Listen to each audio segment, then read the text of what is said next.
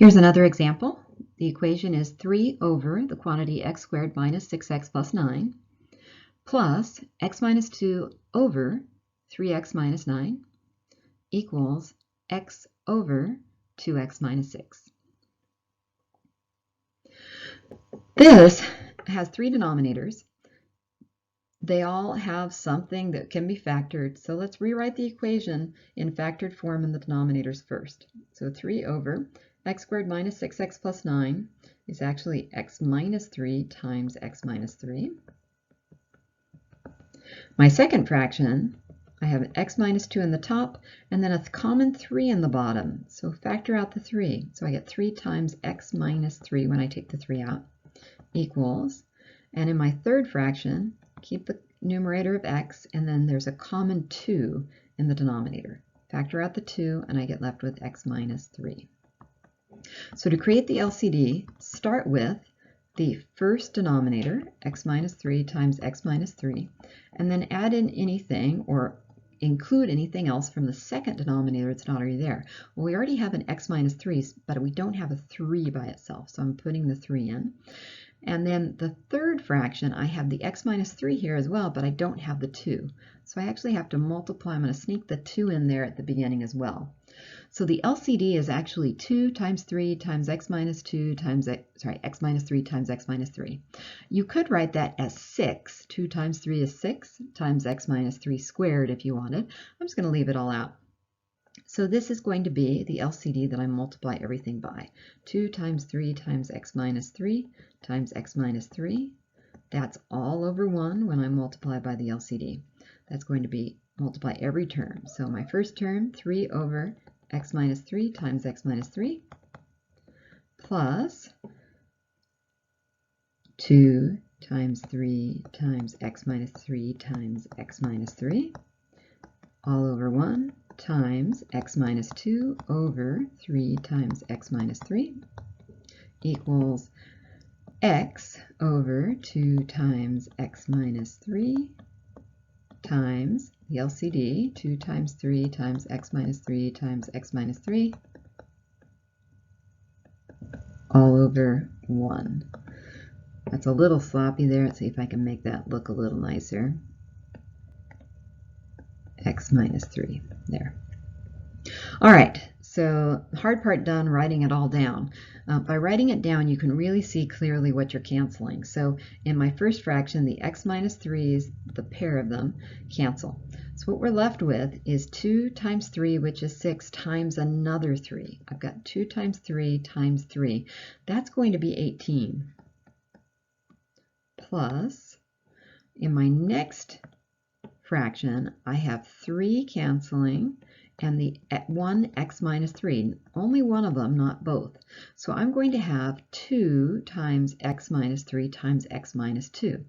That's 2 multiplications due. To make it easier, I'm going to distribute the 2 first to the x minus 3. So I'm going to get 2x minus 6. And then I'm going to multiply all of that by x minus 2. So again, you have 2 times x minus 3 times x minus 2. To do that multiplication, you have to start somewhere. So I started by distributing the 2 into the x minus 3, and then I'll come back and multiply that by x minus 2. And on the other side of the equation, I have 2 canceling, and then I have x minus 3 canceling with x minus 3. And then I'm going to have this left over in the numerator, x times this 3 times x minus 3. I'm going to distribute the 3 there first, just to save myself, because again, I have 2 multiplications. I'm going to do part of it at once.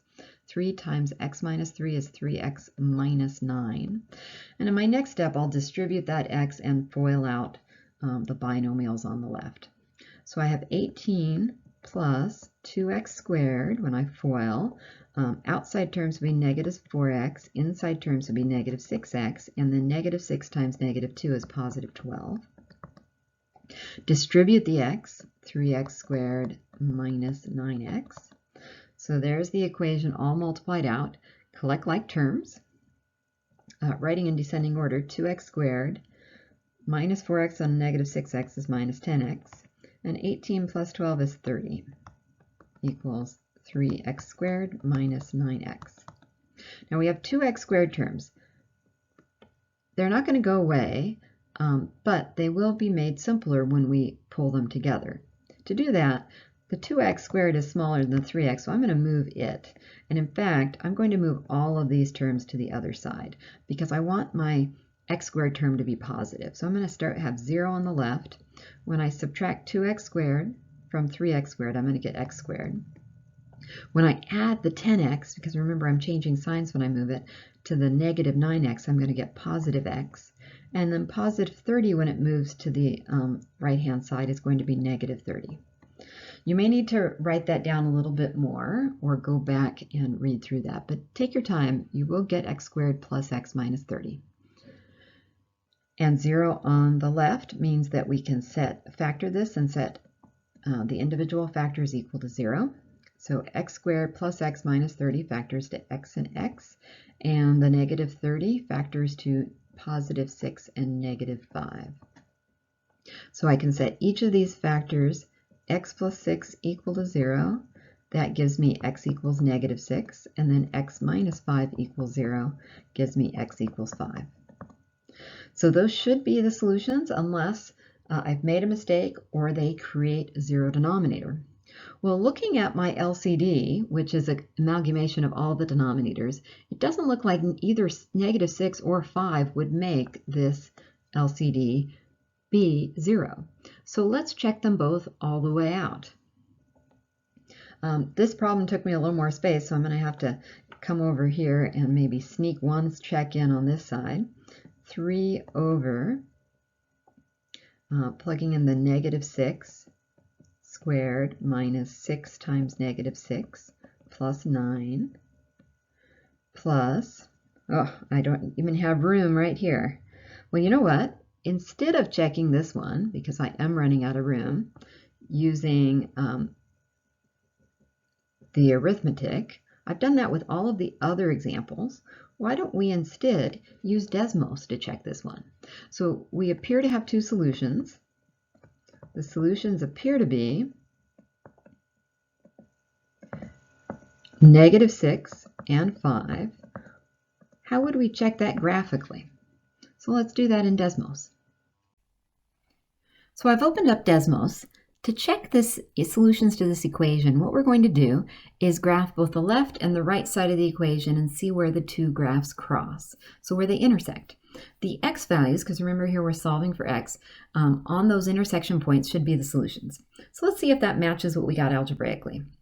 So typing in as y equals the left side of the equation, we have 3 divided by x squared minus 6x plus 9. Now I want the next part of the expression to actually be a new fraction. So I move my cursor and say plus a new fraction, x minus 2. I want all of x minus 2 to be in the numerator. So there's two ways you can do that. You can either highlight the x minus 2 and then say divided by, or you could have used parentheses to begin with. I'm going to highlight and then say divided by. Notice all of that ends up in the numerator. 3x minus 9, not 8. So that would be my left side of the equation. So we've got the graph there. My right side of the equation would be a little simpler. Y equals x divided by 2x minus 6. So there we have both equations, sides of the equation graphed. Remember what Desmos will do is point out intersections with little gray dots. If we look closely, there seems to be a little gray dot here. And then there's another one here, but this is an intersection point for the blue graph. But here, over here, we have another intersection point where the red graph and the blue graph cross. So what we see here is that we have points of intersection at x values of negative 6 and positive 5, which line up exactly with what we got algebraically as solutions to this equation. If you ever graph and you don't see the intersection points, one hint is to look for where the x values where they should be, but also don't forget you can zoom in and out in the graph to try to see if you have an intersection point you're missing. The other thing you can do is change your window by clicking on the wrench symbol for graph settings. But these luckily came up really nicely. If you ever click away from your graphs and the gray points disappear, remember just to click back on one of the graphs and the gray points will show back up. So again, this is checking with Desmos. We could have checked this by hand as well, like we did with all the other examples. I just thought this, since we ran out of room, this was a good way to kind of remind ourselves of how to check with Desmos.